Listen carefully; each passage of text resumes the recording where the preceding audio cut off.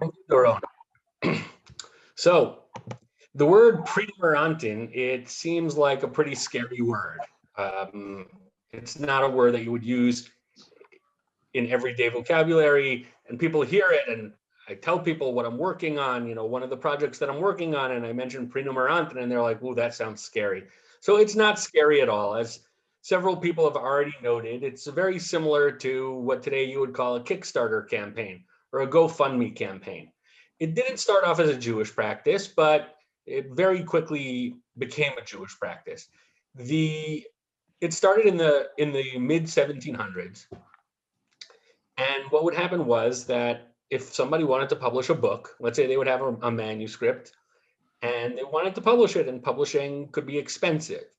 So sometimes the publishing houses were willing to take a risk, meaning if they knew that it was going to be a bestseller, then they would take the risk. Sometimes the person could fund it themselves, or they can get sponsors. But sometimes you couldn't do that, and you had to fund it with smaller contributions. And one of the ways to do that was by selling subscriptions to the book. And that's essentially what prenumeranten are. They're pre-subscriptions to a book. You show someone a manuscript, or you give them a few preliminary pages of a book, and you give them a good price, right? You give them a little bit somewhat less than it would cost in a store, and they would buy the book.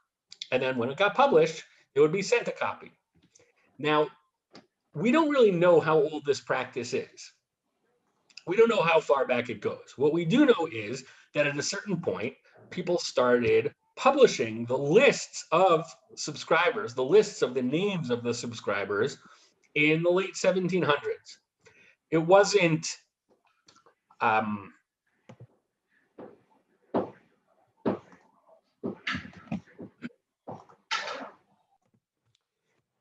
necessarily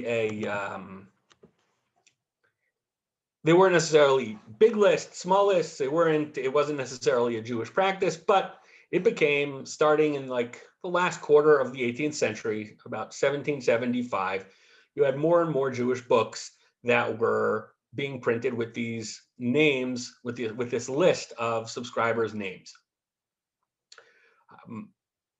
All in all, as a grand total, we're looking at books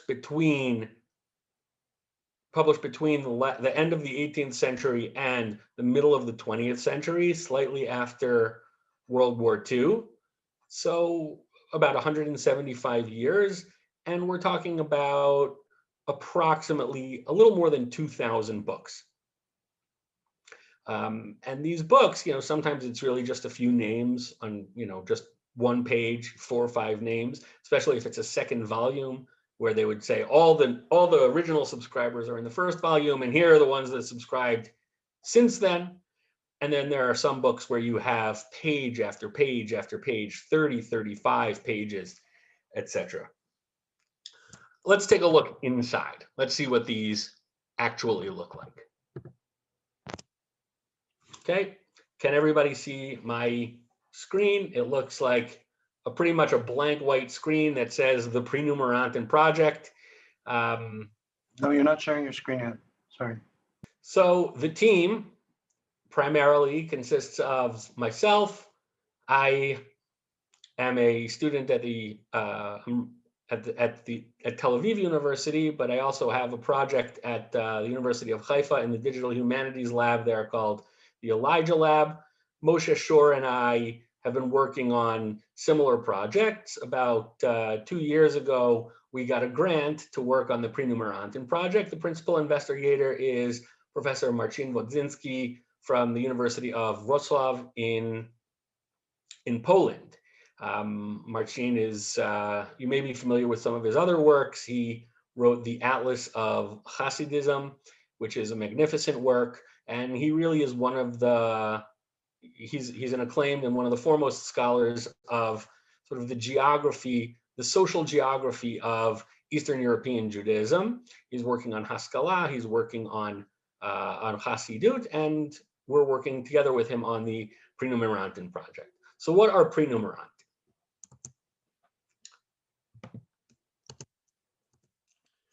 So as I've mentioned, there's subscriber lists, about a little over 2,000 books. These books, these lists are arranged in different ways. Sometimes it's an alphabetical list of people. Sometimes it's arranged by town. And we're going to get into that a little bit because this really does tell you a lot about who is living where, and it becomes a source, a major historical source, a significant historical source. So you have over 10,000 different places are mentioned, and you have around the order of magnitude of 1 million names. That doesn't mean it's 1 million. It might be less than 1 million names. It might be more than 1 million names. We don't know exactly. We haven't tallied it all up, but probably somewhere between 500,000 and 1.5 million names. That includes repetitions, right? One person might be mentioned, might have subscribed to 50 different books. So we're not talking about 1 million different people. We're talking about 1 million different names. The goal of our project is to digitize to obtain high quality scans of all of these lists, to digitize them to the extent possible, meaning there's going to be a lot of errors in there, but just OCR, optical character recognition, in so many different kinds of fonts and so many different qualities of printing. There are going to be mistakes in there inevitably, but the goal is that it'll be there, and as people use it, they'll correct our mistakes, and that users will be able to search by year, by volume, by place, to really get a picture of, if you have a particular town and you want to know who are the people in this town and what books were they reading, what was in a particular person's library, when did people from this town begin to subscribe to books? Those sorts of questions we'll be able to, our database and our site will be able to answer.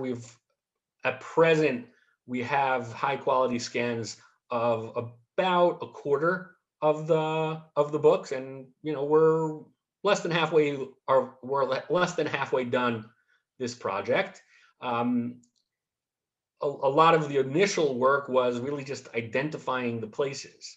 There are, as I mentioned, 10,000 different places, and they're spelled in lots of different ways. So identifying them has been difficult. Now, you might think that we're inventing the wheel. We're starting from scratch. We're not starting from scratch. The great work in 1975, Beryl Cohen published a work called Sefer HaPrenumeranten. Now here you have a sample page of what that looks like. The way he organized it by town. The primary index is by town. So here, for example, you have town number 7,336 on his list of about 9,000 is Koros Bazar. Koros Bazar was a city in the Crimea where Rabbi Chaim Chizkiah Medini was the rabbi, the author of Sdei Chemed. And sure enough, you have Sdei Chemed was a multi-volume work. You have subscribers there from, you have subscribers to the book Sdei Chemed,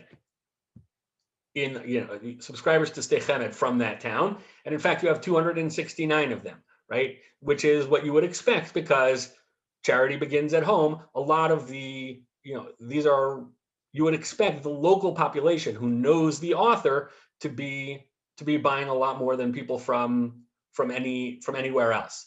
And another book that was subscribed there is a book called Masa Karim, right, which means a journey in Crimea. So you would expect a book about a journey in Crimea, or a Masa is one of those words that can mean a lot of different things. But it's about Crimea. You would expect a book like that to sell well in a Crimean community. And there are some places that they barely show up at all. So Karcheva, I don't know where it is. It shows up in one book called Ahavat Chaim.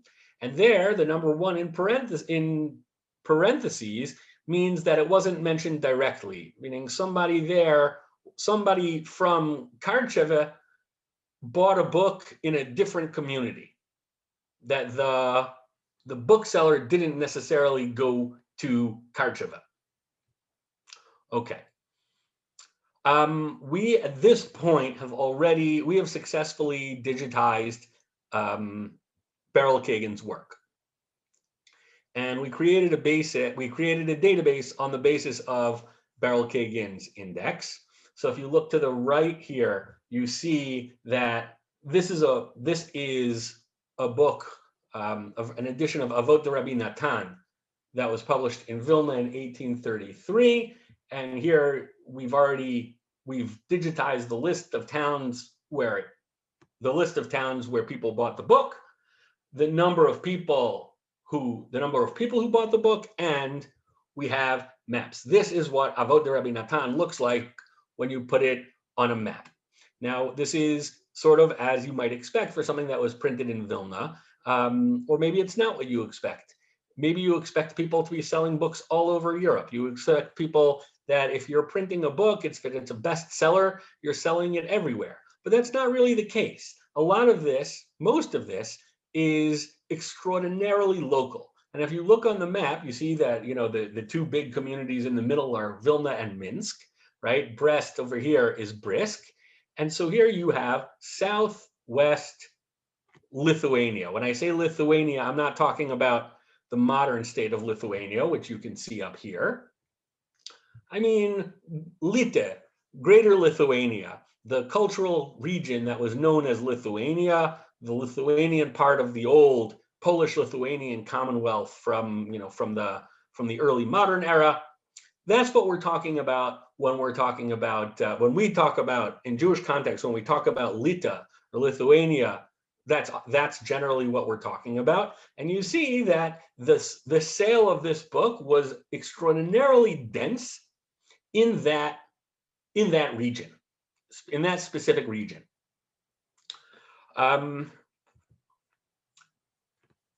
Before going on, you know what? I'm gonna stop sharing that, and I want to share. I'm going to share something else before we go on, and that is our little app itself. Now, this is what it looks like in the wild. So we mentioned Avot de Rabbi Natan. Here's Avot de Rabbi Natan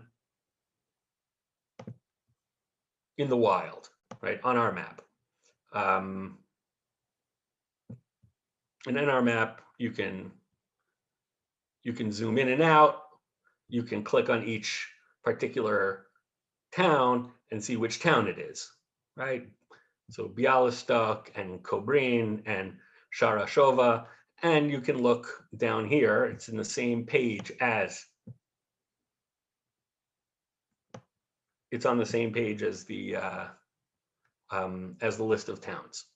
Now, there's a lot of bugs here, just because as I mentioned before, the OCR isn't perfect, and sometimes Beryl Kagan has misspelling. So, right. So, for example, there's a Sefer HaIkarim, an edition of Sefer HaIkarim that was published,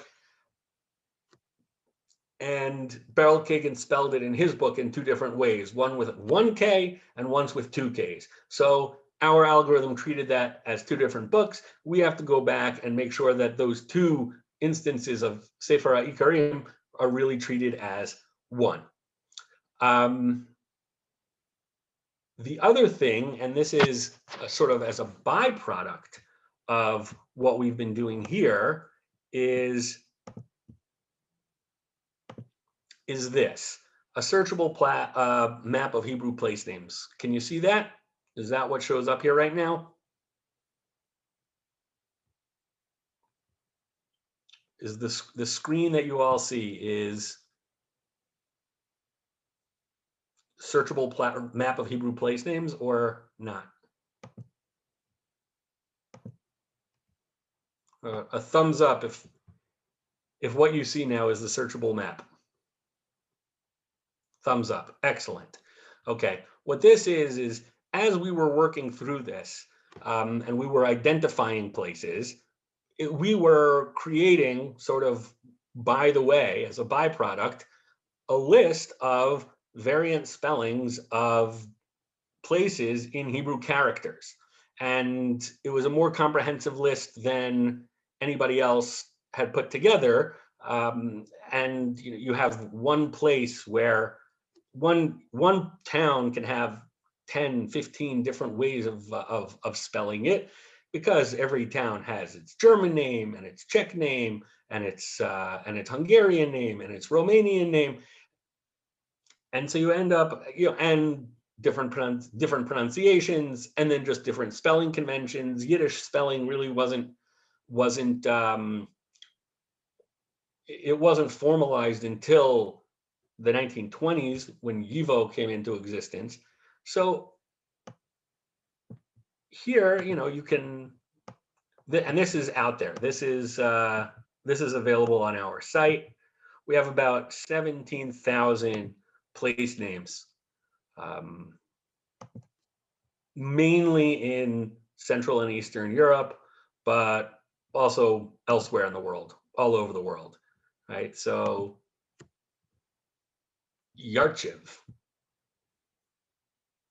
for example, there's two ways to spelling it. There's two ways to spell it, with Yarchov and Yarchiv, which kind of makes sense. One's a more Galicianer pronunciation and one's a more Lithuanian pronunciation, and it identifies it with the contemporary place name, and we have it plotted. Its latitude and longitude are plotted as well. So that's just a fun little aside, and we get a lot of traffic here, and it's a good. We're constantly updating it, and right now we have about 18,000 place names on that. Okay, let's go back to the PowerPoint. We'll stop this and we'll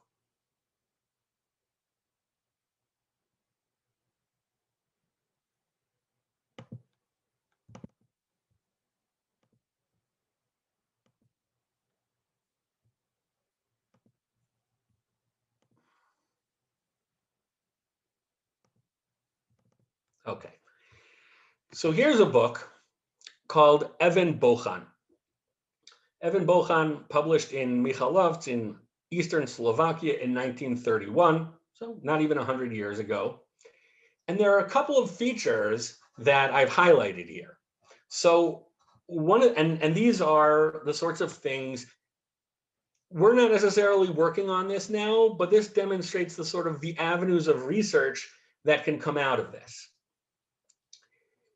Evan Bochan, when it came out, the author had this idea of selling it in yeshivot. And what he did was he recruited a student from a number of different yeshivot in Hungary. And like Lithuania, when we talk about Hungary, we're not talking about today's Hungary. We're talking about Hungary as it was before World War I, which is about 3 times the size of Hungary today, and includes much of parts of the Ukraine, parts of Slovakia, and parts of Romania, and parts of Austria, and parts of Serbia and Croatia. These were all in what we call Greater Hungary, pre-World War I Hungary.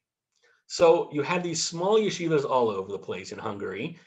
These yeshivas, they're not nearly as famous as the Lithuanian yeshivas, which were much larger and were more institutionalized, meaning today, the yeshivot that you have today, if you think about the names of the yeshivot, most of them come from places in Greater Lithuania. If you think about Tels and Mir and Panovich, those are all places in Lithuania. There are a few places, right? There is a Pressburg yeshiva in Givat Shaul in Yerushalayim, but it's not as well known as the others. It's relatively small. And that's probably the most famous. Pressburg, which is today Bratislava, was probably the most famous yeshiva in Hungary.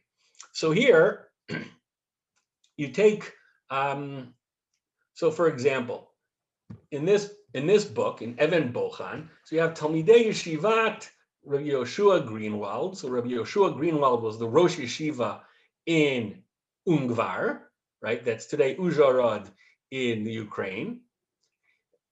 And it lists the students, and it lists where the students are from. One student from Satmar, one student from Haidu Besserman, one student from Munkach. Those are some of the better known places. A student from Salish, also a well-known community in Transcarpathia, not far from Ungvar. And there's another yeshiva in Tirnau. And there you had students even from Germany, from Stuttgart and from Gunzenhausen. And then you had another yeshiva in Michalovce, which is in eastern Slovakia. And in each one, it lists, in the green here, it lists the students who are responsible for going around and selling the book on behalf of the author. So I don't know if there are enrollment lists of yeshivot in Hungary, all over Hungary from 100 years ago, from 90 years ago. But here you get a very good idea of how many students were going to these yeshivas, how big were these yeshivas, and more interestingly, where were the students coming from? Were they drawing from the local community itself, and some of the smaller communities around it, or was it attracting students from much further away, right? You think about it today, right? You think about when people choose which college to go to, when people choose which high school to go to. So obviously, proximity is a factor, but every college and every university has its own culture. To what extent did the yeshivas in Hungary have their own culture? And if you want to see what it looks like mapped out, this is what it looks like mapped out. The orange is places that are indirect. Right? So you see relatively few red dots. Red dots are where the yeshivas are, or where the person selling this book actually visited. But the orange dots are the places where the people who bought the book really lived. And so you can already start to see that there are a lot more places and a lot more of geographic spread. There's a much wider geographic spread of the people who bought the books from the yeshiva. The students who attended these yeshivas came from pretty far afield. Right? They were coming from all over Hungary and Transylvania, and from a whole bunch of different communities in this region over here, which is Transcarpathia, which was the tail eastern end of Czechoslovakia. Then it became part of Ukraine. Then it became part of the Soviet Union. Now it's part of the Ukraine again. That's like one of those. There's the famous story of the person who made Aliyah in the 1990s, and they say, "Oh, where have you lived?" It's like, well, I was born in Hungary, and then I lived in Czechoslovakia, and then I lived in Slovakia, and then I lived in Ukraine, and then I was in Hungary again, and then I was in the USSR, and then wow, you moved around a lot. I says, no, I've lived in Munkach my whole life. So Munkach is one of probably the best known, one of the most famous communities. Munkach and Ungvar and Chust are the most famous Jewish communities in that region. But you see that there were dozens and dozens of communities in that small little micro region. It's a tiny region, very, very religious, very religiously conservative. My family ultimately is from that region and from the adjacent region in northern Romania today called Marmaros. You may be familiar with it, but that's where you see that there were a lot of students that were going to yeshiva from those communities. I want to show something here that's a little bit different. So let's look at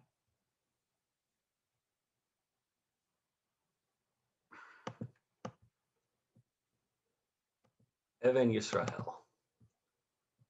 the book called Even Yisrael. Well,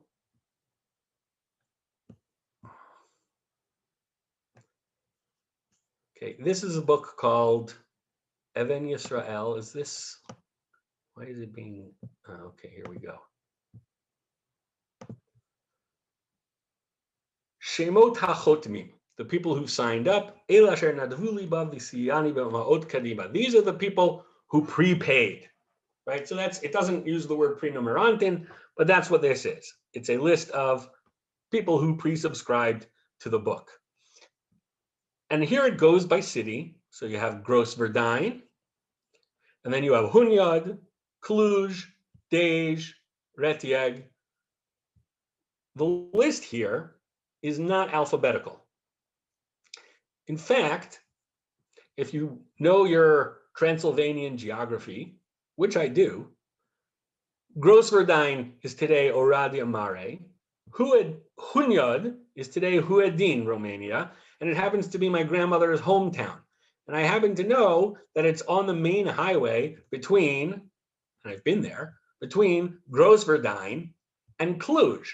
And so you look at that and you say, wait a second, this is not in alphabetical order, but it is in geographic order. If somebody was starting in Gross Verdijn, they would go to they would travel through Hunyad on the way to Cluj. And then Dej is a little bit, that's going west to east. And Dej is northeast of Cluj. So what would happen if we would take all of this whole list of cities and we would plot them on the map in order, right? So we don't actually just have an image of these are all the places that were visited, but we also have an order. Well, it turns out this is what it would look like.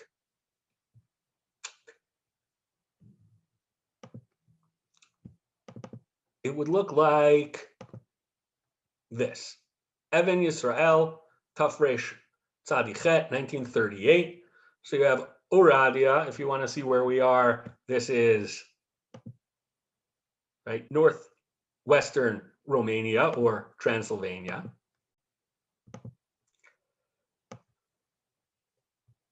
You start in Oradea, go to Huedin, to Cluj, turn north and visit Dej and Retag.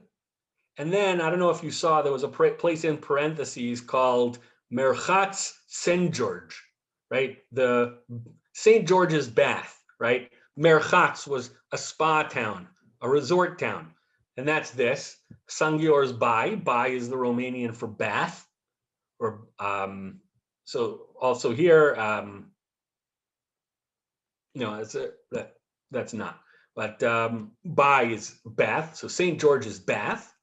And then they would continue, then the person, whoever was selling the book, possibly the author, possibly his agent, continued south to Bistritz and Lachnitz and Sharmash, etc. And then there's a jump from number 11 to number 1 over here, right? So it seems that the person took 2 different trips, because this one also, it goes in order from,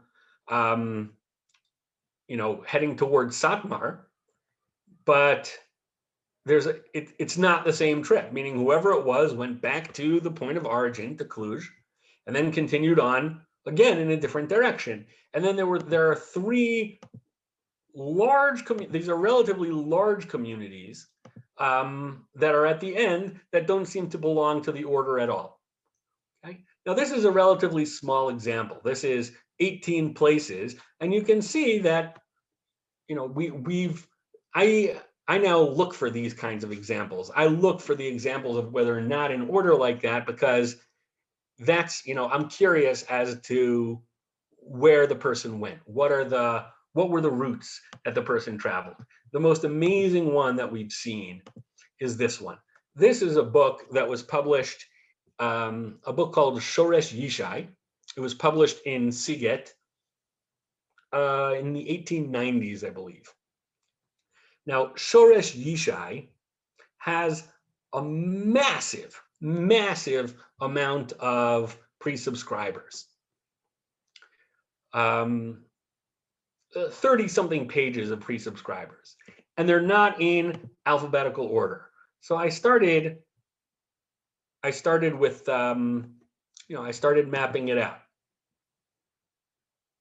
And we saw that the person was started in Novoselic, and you could just follow their route from Novoselic towards, the interior of Hungary. And then there's a jump. They start again from around the area around Novoselic, and then they go and they're traveling in every little town in Transylvania. And then it seems to start again. This time it's from Hungary. It starts in Hungary and ends near Novoselic, or in Salish in this point.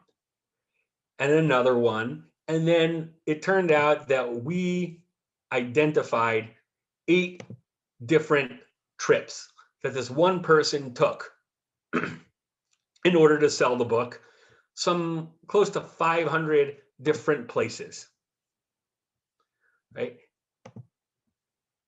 And they all start or end around the same area, and they hit, when you zoom out, you see just how tightly formed this is, how tightly woven this is.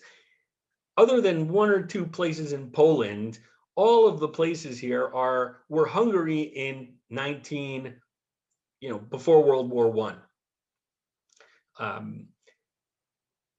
And all of these places are in Northeast Hungary, Eastern Slovakia, Southwest Ukraine, Northwest Romania, hundreds and hundreds and hundreds of places.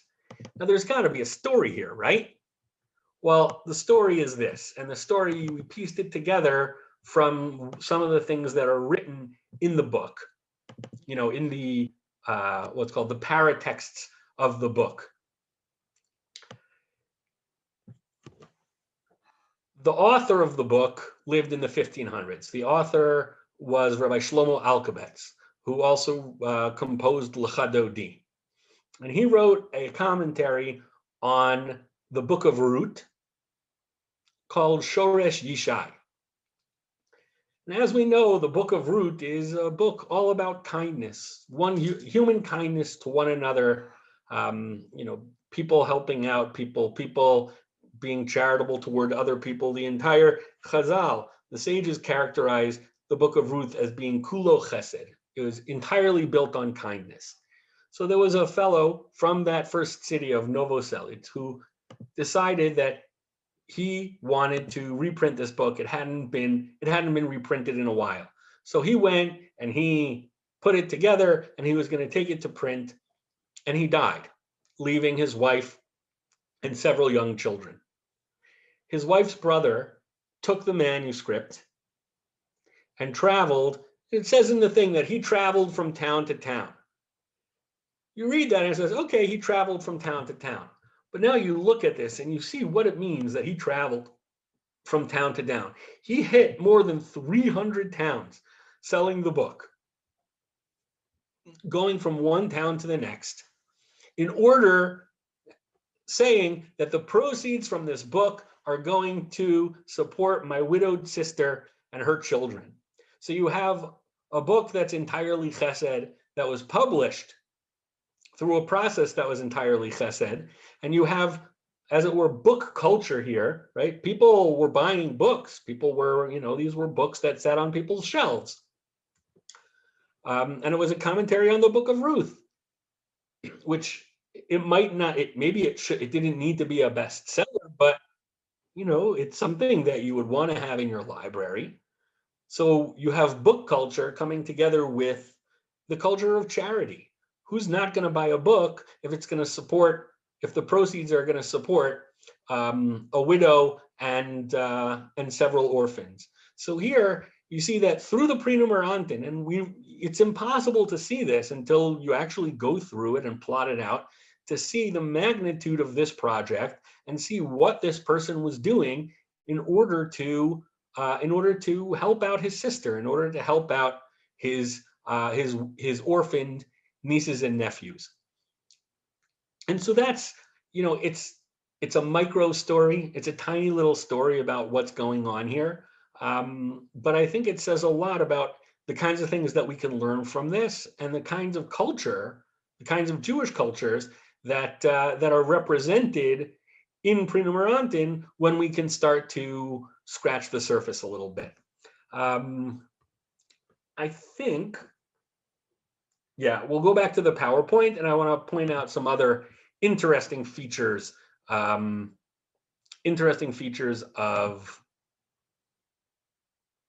the Prenumeranten.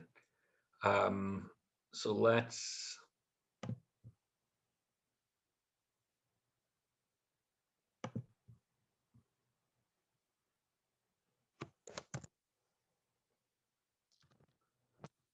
Here we are, back to the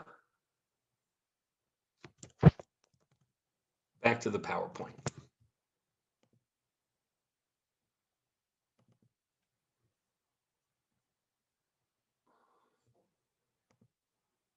Why is this not? Okay.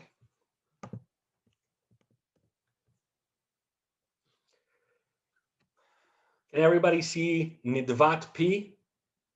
Let's see some thumbs. I want to see some thumbs up if you can see Nidvat P. You can see Nidvat P. Okay.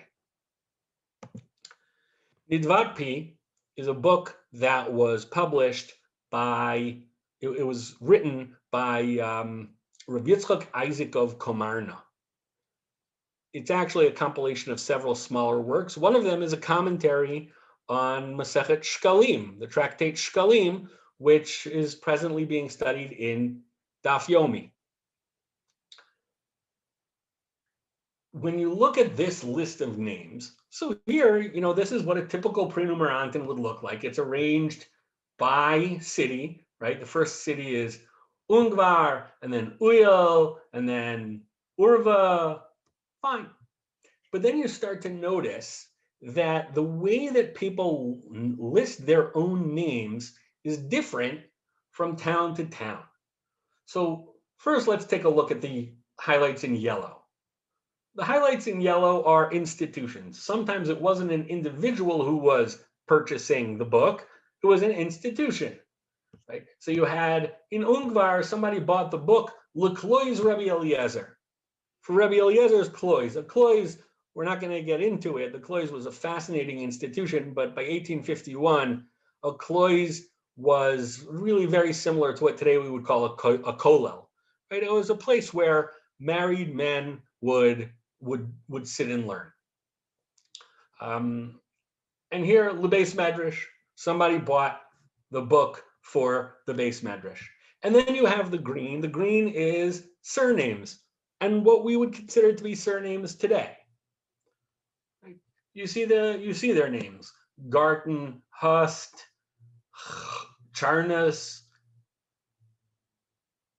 Ust, Kalir. Some of the same family members, like the Schmutz family. You had Reb Itzik Schmutz and Reb Meir Leibish Schmutz. Maybe they were related, and Reb Nata Schmutz. Fine. And this is around the time that not just that they were getting, Jews technically were getting surnames after Galicia was and Hungary, starting in the late 1700s, but they weren't necessarily using them. It took a while for them to be used in normal everyday interactions. Today, we sort of give it, we use our surnames without even thinking about it. Of course, everybody has a given name and everybody has a surname, but it took a while when surnames were introduced. It took a while for people to start using them.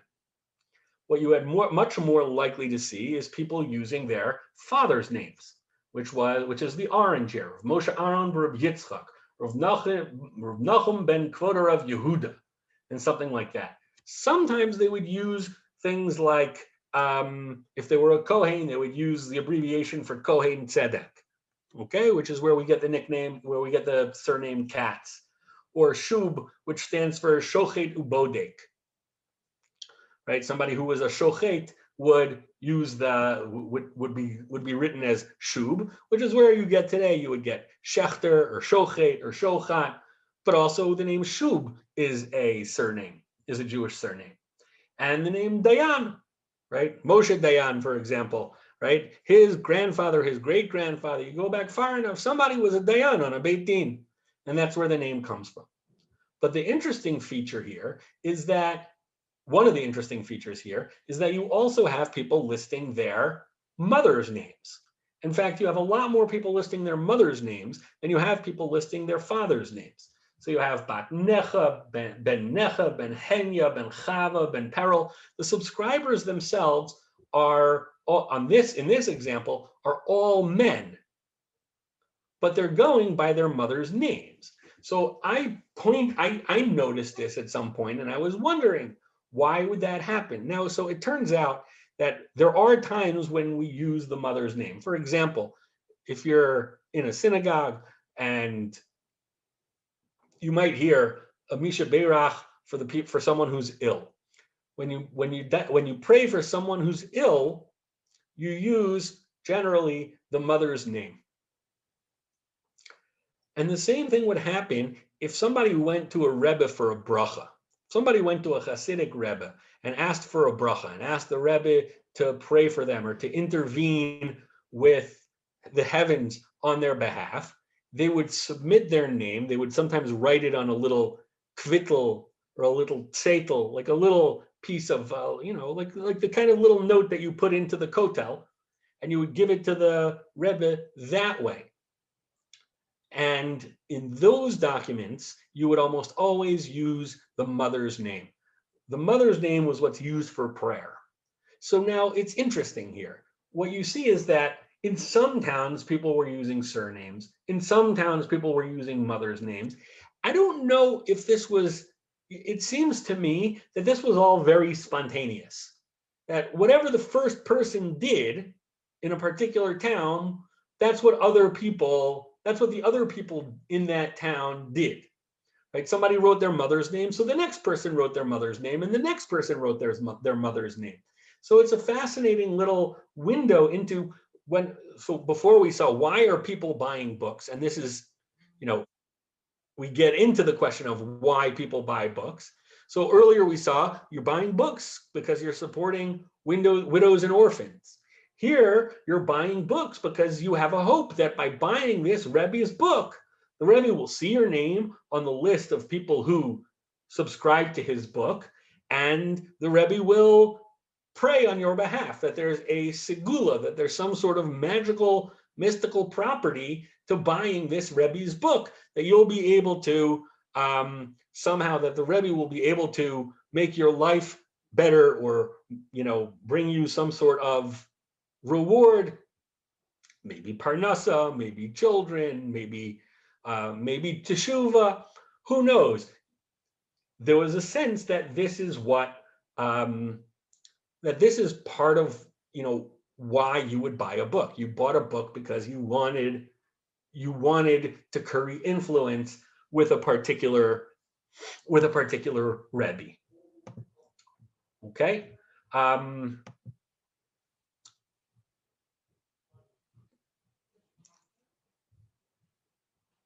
Where are we going to go from here?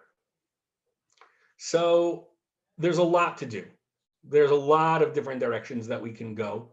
One of the things that we started looking at is similarities, meaning we started looking at which towns have the most similar profiles in terms of who's buying them. And so here's a few examples, 4 different maps from four different places, and where they and their similarities. And their similarities are superficial, but we're working on ways to quantify them. I mentioned already before what we hope to build, the sort of thing that we hope to build. We want to cross-reference this data with all kinds of other data, with data about migration, with data about population, with data about to what extent do these books cross international borders? To what extent do they cross cultural borders? And we want to be able to build reader profiles. We want to be able to build profiles on individual books. Which books are considered maskilic books? Which books are considered books that are more rabbinic books? What's considered folk literature and what's considered more hardcore rabbinic literature? And is there any kind of overlap? Are there people that are reading books in both Hebrew and Yiddish? Are there people that are reading both Musar books and Talmudic commentaries? We have, by the way, this is just, I'll throw out another little statistic here. We have Prenumeranten lists in, I think, 8 different languages already. We have Italian, French, Dutch, German, English,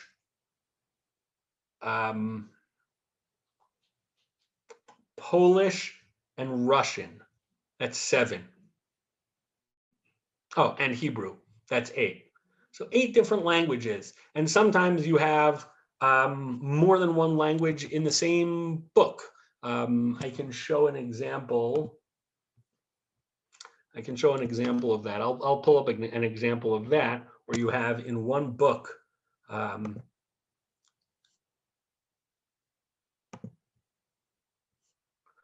know what? This is actually a nice example to look at in general for several reasons. This is a book called Afik Nechalim. Now, it's a good example for a few different reasons. Number one, this is our digitization of the book from, if you can see the stamp there, Beit HaSfarim HaLe'umi VeHaUniversitai Yerushalayim.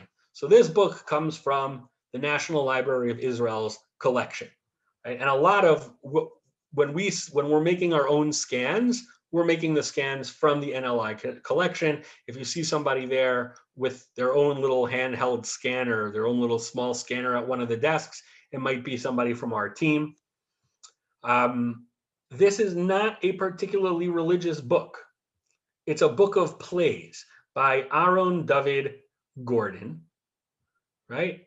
Sefer Afik Nechalim Halohema Nahar Shalom Umemeriva Veletz Hayayin B'neihem Al Shlosha Ma'arachot, a play in 3 scenes, published in 1836 in Vilna. I believe, if my Russian reading is correct, this was published in Vilna.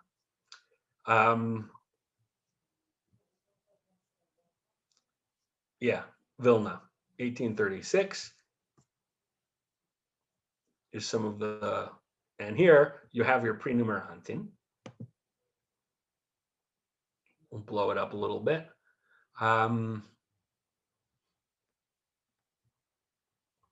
It's purely alphabetical, right? It's an alphabetical list of names by first name, but after getting through, I think I'm going to be very embarrassed if this is not. I mean, it's a cool example anyway, but I think that it has, after it gets to the Hebrew, it starts going into Cyrillic, but apparently not. Oh, well.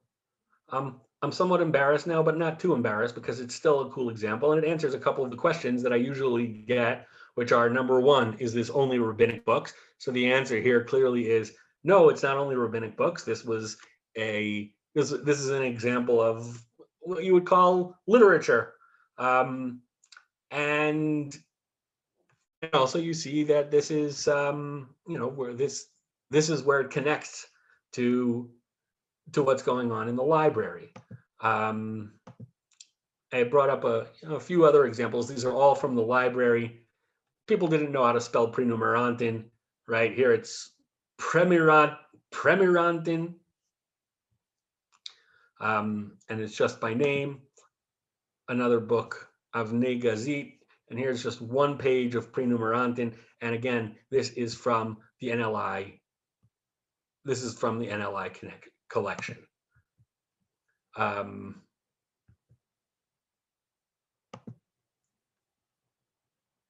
And that one we already saw.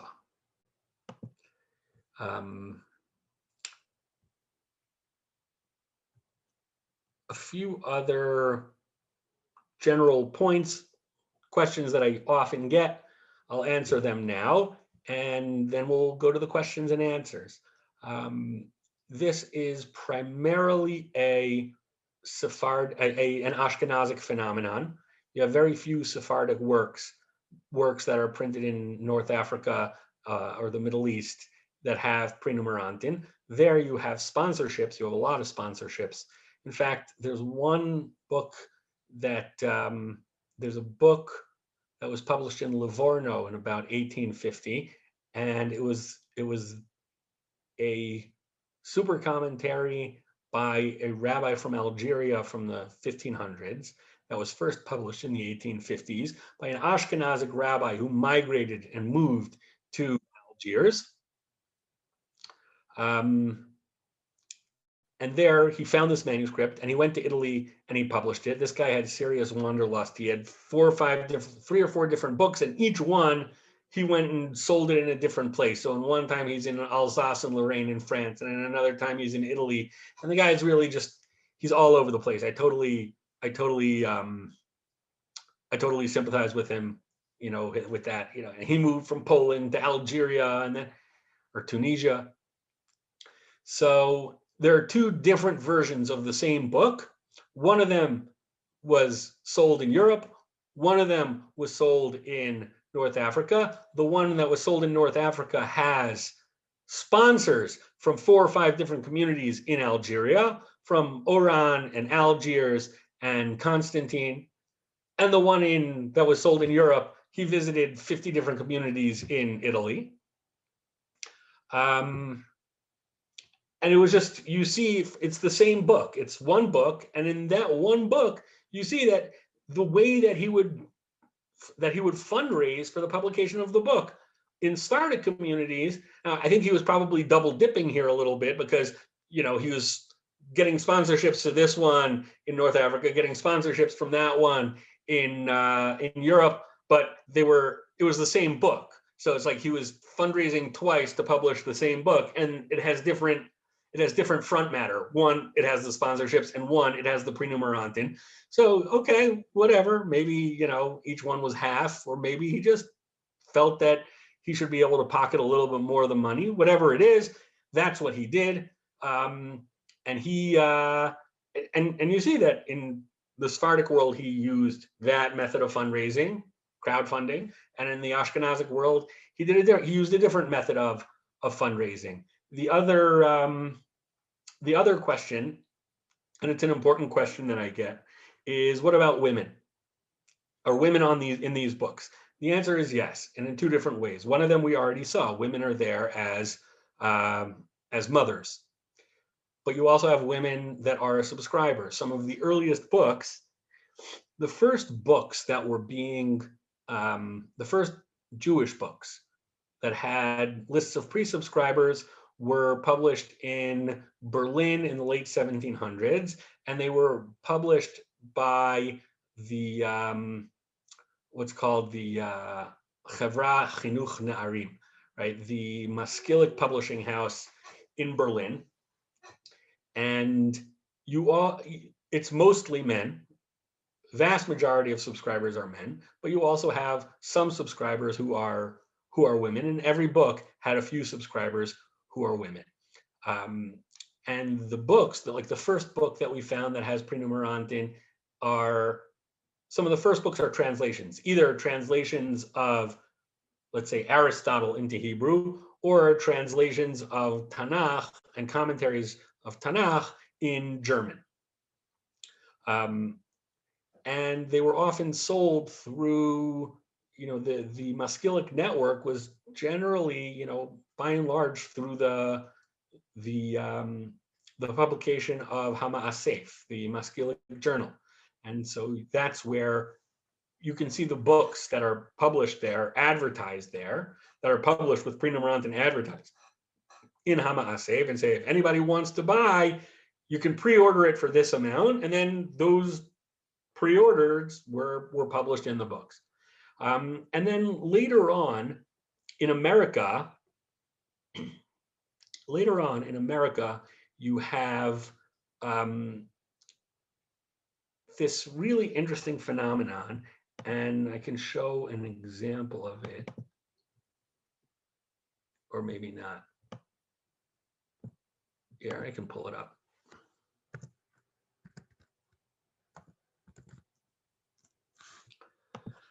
Ein HaBedolach.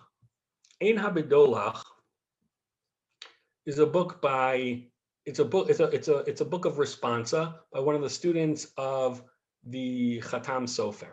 So responsa in general is what you would call pretty hardcore rabbinics. They're very intricate and involved halachic questions. It was published in Brooklyn in the 1930s from manuscript. Now, if you look at where the book was sold, you see that there are just dozens and dozens of these towns that I've never heard of. You know, Charleroi and Jeanette and Weirton and Trafford, Pennsylvania. These are all small little towns in the Pittsburgh area. You have 30 or 40 little towns in the Pittsburgh area, another 10 towns in the Scranton area. I don't know how it gets here. And I'm almost certain that the people that are reading these, the people that are buying these books are not reading these books because they couldn't read these books. I don't think that there were people in Weirton, Pennsylvania or Monessen, Pennsylvania who knew which way to hold the book Shoresh Yishai. These are very small rural Jewish communities that were, you know, this was coal mining country. And it was coal mining and it was the steel industry. These are the people that are moving there. A lot of Jews that moved there did come from Hungary, which is where Rabbi Mannheimer was from. And you end up seeing in a lot of the Prenumeranten, people are mentioning, you know, Ilui Nishmat, my parents, right? So you have people, men and women, who are being, you know, they're subscribing to a book in memory of their parents, in memory of their father, in memory of their mother, in memory of, you know, they'll often put which community they were from. It was almost like they were buying books. And here we get to another reason that people were buying books, and what you can see by looking at these Prenumeranten. You see that people were buying books because it was a way of memorializing a world that, to them, that world was lost. Right? You have people living in Western Pennsylvania in the 1930s. They might feel very different. They might feel like they're living in a different world than where they were originally from, or where their parents were from, in the Carpathian Mountains. Right? The Appalachian Mountains and the Carpathian Mountains are not that similar. And so people were buying books almost like as a nostalgia factor. And people were also buying books, and it's funny to see it sometimes. You see that people are buying books as advertisements. So you see, and here's another place where women show up. You'll have a man who will subscribe to a book, and he'll say, I want 2 volumes, one for myself and one for my single daughter, right? And he's like basically advertising, I have a single daughter, she likes to read, she likes to learn. And then you'll have a volume 2, you know, that's published 7 years later, and it'll be like, I'm still getting 2 volumes because my daughter is still single. So you have that also, and you have other kinds of advertising also. You have, you know, like, I don't know, like, you know, East River Sausage Company, you'll see like in a Prenumeranten list, right? And it's in Hebrew characters, obviously. So you have all kinds of businesses that people were, like you would see in a yearbook, like in a Shul Memorial volume, you might see that, you know, you get a sponsorship from this place, but here it's a list of subscribers. Like, who are the subscribers? You know, this, you know, Yankel's Pharmacy is a subscriber.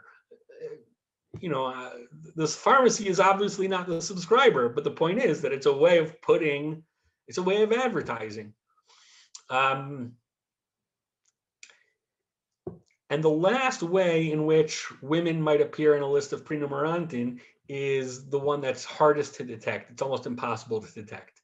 Sometimes you'll see that if you have a woman who subscribes, and it'll list her as Ha'almana, or Habitula, right? The widow or the unmarried woman, which means that there are a lot of other women who are subscribing, but they are subscribing under their husbands' names, meaning the husbands are subscribing, even if the book is for the wife, even if the subscription is by the wife, you can't always see when a woman is subscribing. But women were subscribing, and the only way, because we know that more women were subscribing because a large percentage of the women who do show up are women who aren't married, right? Which means that married women, when they subscribe, are subscribing under their husband's names. So it's almost impossible to know whenever you have a subscriber under the name of a subscription under the name of a man. It could be that it's not his subscription, that it's his wife's subscription. But we have no way of knowing. We have no way of knowing for certain, but it's important to recognize that it's there. And the fact that only women who weren't attached through matrimony to a man would subscribe under their own name means that there are other women there who can't necessarily be seen. At this point, I think we'll stop. I think Doron has been filtering through the questions, so he'll kick them my way if you think, the questions will go through him. Thank you very much. The first question I will read out is from Professor Lisa Leff. And she says, my friend is from Weirton, West Virginia. How can I see if his grandfather's name, Lurie, is on a list? Well, we can pull it up. Weirton, West Virginia. That would, I think, the only time that we have Weirton, West Virginia is in this map. So I'm going to pull up Ein Habdolach. I'll share it as soon as I get it.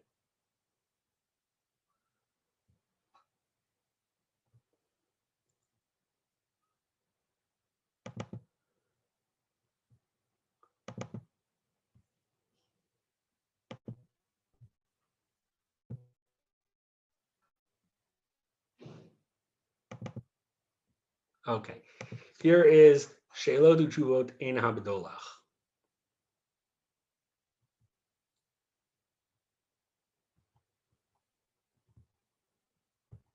Right, a lot of this is color coded, as you can see. So here's the area around Pittsburgh, Philadelphia, Scranton. I would imagine that it's near Weirton is right near Steubenville, Ohio, and Steubenville, Ohio would have been the larger community there. So I think let's look for Steubenville. Here, Steubenville, Ohio.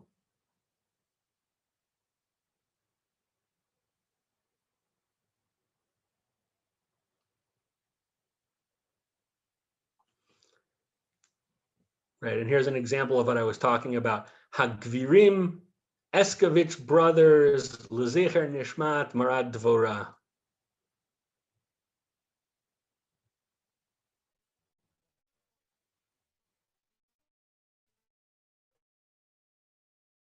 I don't see what would Weirton be.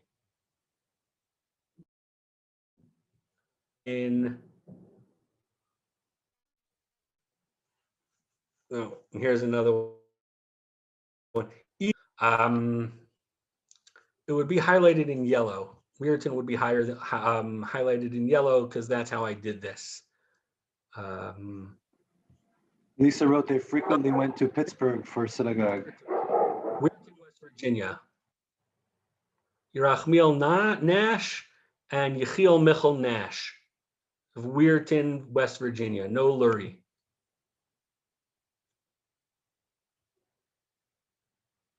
And they subscribed from Carnegie, Pennsylvania. All right. So no Luries. Sorry. Thank you very much. Izzy remarked in the beginning, it's still an ongoing practice in some Haredi communities. It's called giving ma'ot kadima. Yes, there are places that still do it. Not today, most of the books you see are with sponsorships, meaning you're looking for 4 or 5 big donors and not 150 little donors. But you still have it here and there a little bit. We're going until 1950. There are examples of it beyond 1950. We're not going there. Thank you very much. Judy wrote, these records are a goldmine for from a genealogical perspective. Once they are digitized, will there be any attempt to transcribe them and donate them to a genealogical database like JewishGen? So I gave a very similar lecture about a month ago to JewishGen. We're very much in touch with them. They've been very helpful to us. We're trying to be as helpful as we can to them. And yes, we want to work with them. Our focus is not genealogy, but we recognize that this is, as you mentioned, a genealogical gold mine, and we want to make that available. And when I said before that we hope that people will see and notice the mistakes and correct it, if you've met people who are into genealogy, it's a hobby, but it's less of a hobby and more of an obsession. And so people, they have small armies of, there are small armies of genealogists who are just combing through records all over the world. And, we hope that they'll look at our records too. And we hope that they'll help us refine the data that we create, which will have, even if it's, 1 out of every 20 letters, 1 out of every 100 letters is off, that's still, several mistakes per page. Thank you very much. Sandy requested you explain further books recorded by donations. Most purchasers bought all, or who knew what would be of interest? How was it publicized? Okay, that sounds like several questions. Let's you start from the beginning. How can you repeat the question? I just want to. Sorry. Please explain further. Books recorded by donations. Did most purchasers buy all? And then how I'm not sure that's written kind of strangely, but so let's we can talk about it a little bit. When it's sponsorship, so first of all, we're not studying sponsorship in particular, meaning we are generating a lot of information about, like, we have a long list of books that were funded by sponsors. There, it could be, here with Prenumeranten, there was a fixed price, and sometimes it'll even say the price in the book. It says, these are the people who spent 10 zloty or $2, to buy the book. And when it says sponsorship, it usually will not say, when it's a sponsorship, it won't say, oh, this person gave $1,000 and that person gave $2,000. It'll just say, these are the people who sponsored it. So you don't really know how much they gave. In terms of how much, in terms of, how did they know what was going to be a bestseller and what wasn't? They didn't know. It's guesswork, just like it's guesswork today. You never know before you publish a book what's going to sell well, what's not going to sell well. And sometimes, and again, here, there's a lot of factors that are going into it that aren't necessarily how good the book was. Sometimes it was, if the rabbi of your town is publishing a book, you're very likely to buy it because he's been the rabbi of your town for I don't know how many years. We like him. He's nice to us. He tickles the babies. He tells bad jokes when he gives sermons, whatever. He's selling a book. All right, so I'll spend the $15-20 to buy, to buy the book. Like we saw that with Chaim Chizkiah Medini. All of these people in Korosh Bazaar were buying his, were subscribing to Sidei Chemed, his encyclopedia. It's a book that's still reprinted today. It's a fabulous work, but the fact is that the people that were buying it, the people in his community were buying that book because he was their rabbi and they weren't buying other books. And there are people that are buying books because it's charity, as we saw, right, with Shoresh Yishai. People are buying books because they want to, because buying this book is going to support a widow and her orphans. Not because they think it's a good book. Maybe they also thought it was a good book. Maybe these things combine, but it's certainly not monocausal.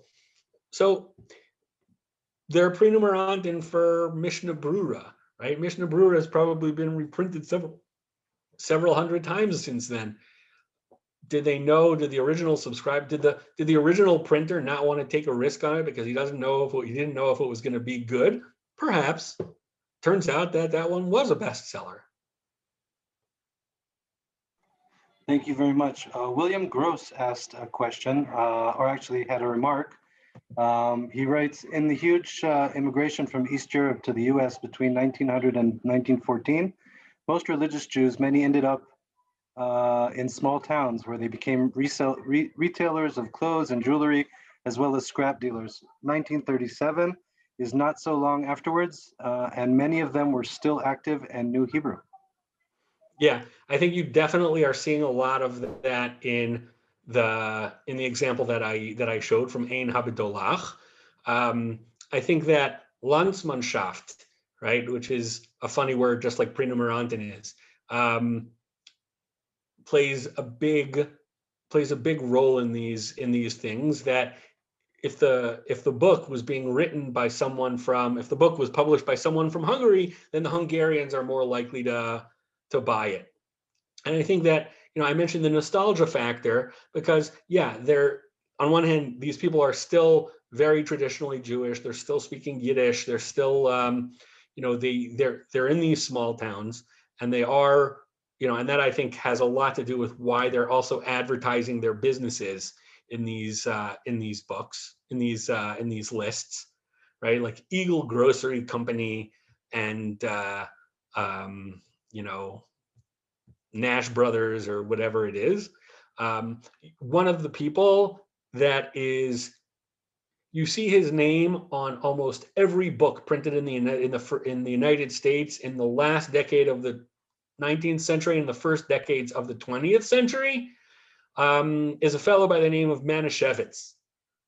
And when he's subscribing to all of the books, and in many of those, he also points out that, by the way, I have a matzah bakery. You might want to buy with me. So I know the last thing that anybody wants to think about right now is matzah, but Manischewitz, Mr. Manischewitz, who was a well-known donor, he funded a lot of the yeshivot. In fact, historically speaking, machine matzah was very controversial when it first came out. There were all kinds of debates in the 1850s and the 1860s, mainly in Galicia, Rav Shlomo Kluger and the Shaul Meshiv and the Ksav Sofer and a whole bunch of different, leading rabbis of the generation are weighing in on the question of machine matzahs. And then you had it finally. Today, there's no controversy at all. What happened was that Manischewitz was a major donor to a lot of Lithuanian institutions and a lot of Lithuanian-inflected institutions in Israel. He was selling machine matzahs. People trusted him. And it was his matzahs that people didn't raise an issue with his matzahs, meaning his matzahs were deemed kosher, and that sort of put an end to the controversy. So he was a wealthy person. He was a benefactor to a lot of these different yeshivas, and I don't think he ever went. I don't think there's going to be like a tik arbat alafim against Mr. Manischewitz. I don't think that he said, "Listen, I'll buy your book if you tell everybody that my matzah is kosher." I don't think it was like that at all. I don't think there was any sort of smoking gun there. It was just that he was deemed a very noble and trustworthy person. He had a machine matzah company. And that just sort of made it not controversial. Was just one of those things. I see that somebody asked about Sephardim. I mentioned that you have sponsorships amongst Sephardim, but you don't have Prenumeranten, right? And that there are even books where you have a book is published in the same book published in two versions, one that's going to North Africa and one that's going to Europe. The one with Europe has Prenumeranten, the one that's going to North Africa has sponsorships. There are a few places, meaning there are Sephardic communities, let's say in the Netherlands and in England, where you have Western Sephardim, as they were called, where you do have Prenumeranten, and a little bit you might see it in Thessaly, right, in the areas of the areas of Turkey that are closer to Europe, and possibly in the Balkans, where you have mixes of Ashkenazim and Sephardim, even as far north as Romania, but like southern Romania, like the Bucharest area, you have a mix of Ashkenazim and Sephardim. Thank you very much. Miriam asked, how were the texts promoted? Do we, for example, have evidence of public readings for this purpose? So that's an excellent question. And I wish I knew the answer. That sort of goes, I mentioned at the beginning that we don't know how old this practice really is. What we really know is, all we know is when people started publishing things in books, meaning publishing the list of subscribers in books. It could be that subscriptions were going on long before that. We just don't have the material evidence for it. I actually asked, I saw that Professor Avri Bar-Levav was here at the beginning of the lecture. I don't know if he's still here, but he, I've had several conversations with him about this, about, like, what's the process here? What was going on here? How was, do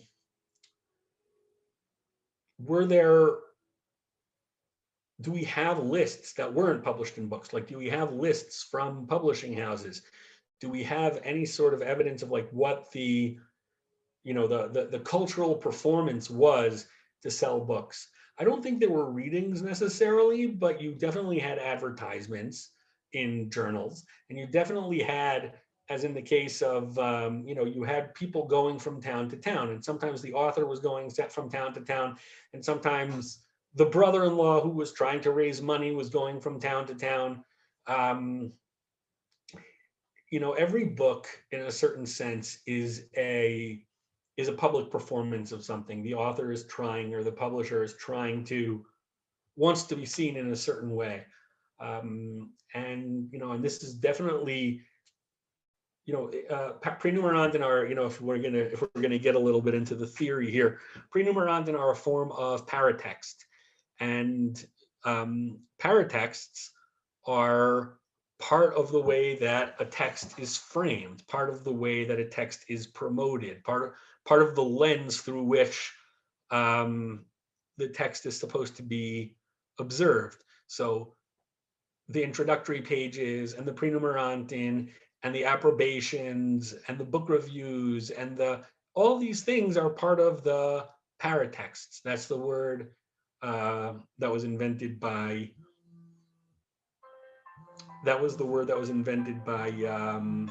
Gerard Genet to describe these types of phenomena.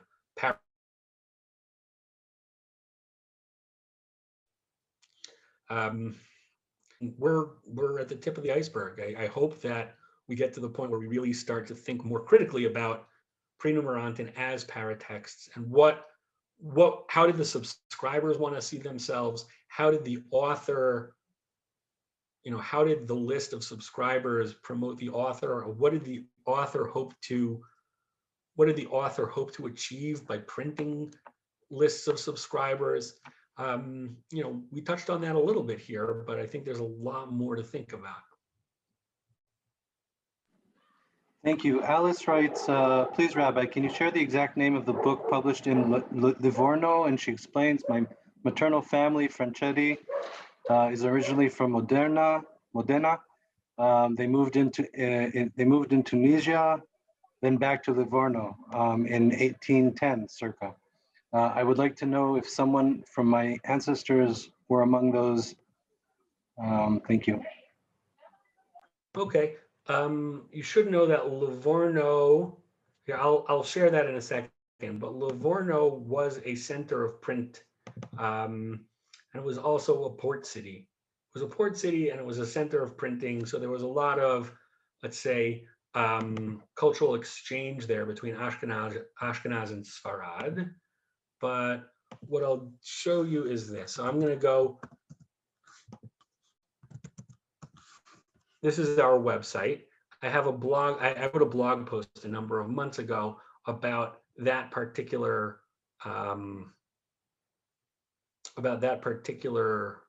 those particular books.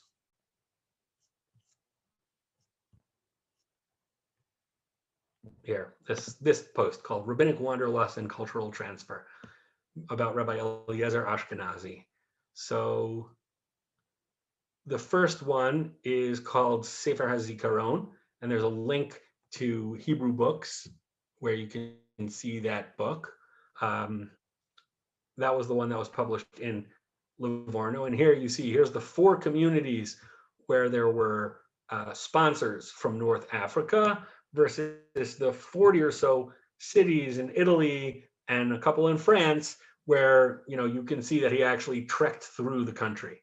So those are the, you can find that on our blog.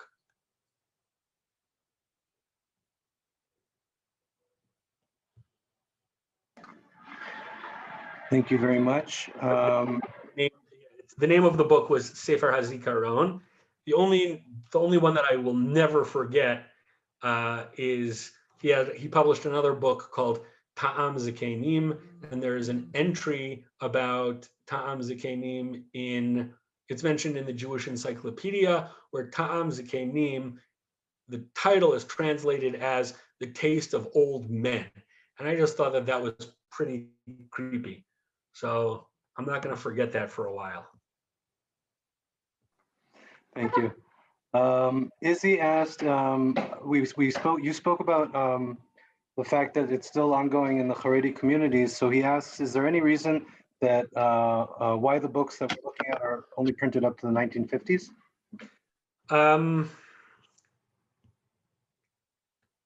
We had to draw a line somewhere, and we figured that that's basically the end of the phenomenon in Europe. The present project is funded by a European foundation that doesn't want its name, doesn't want us to use its name, but it's a European foundation that funds projects, this sort of project in Europe.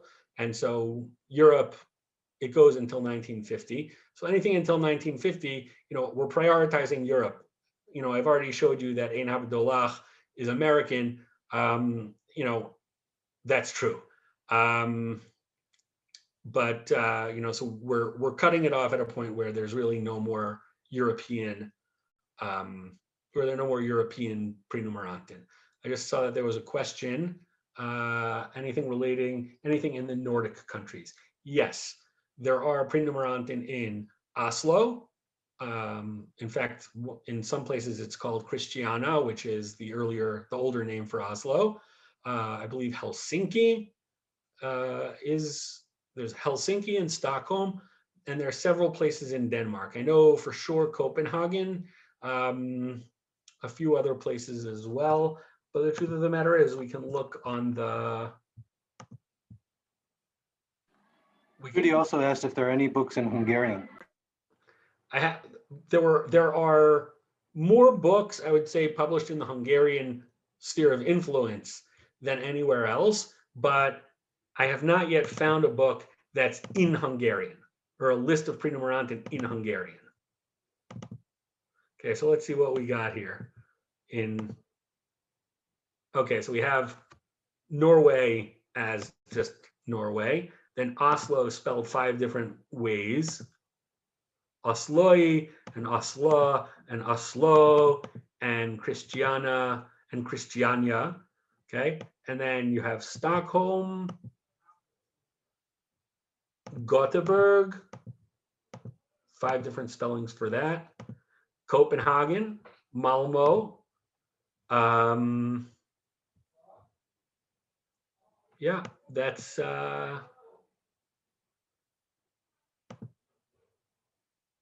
Friedrichstadt. I'm not sure if that's in Denmark or Germany. And I'm pretty sure that we have Helsinki also. Yeah.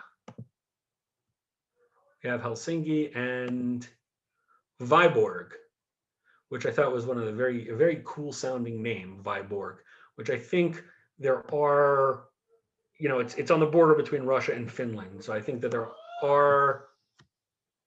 are Finnish, there's definitely a Finnish culture in Viborg. I thought that a Viborg was like half man, half machine.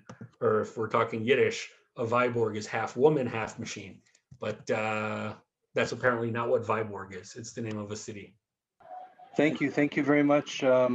I see there aren't any more questions, but there are many compliments, and I will absolutely send you the transcript of the chat so you can see what everybody wrote. The 8 languages, I'll type them out. It was French, Italian, Dutch, German, English, Polish, Russian, and Hebrew/Yiddish.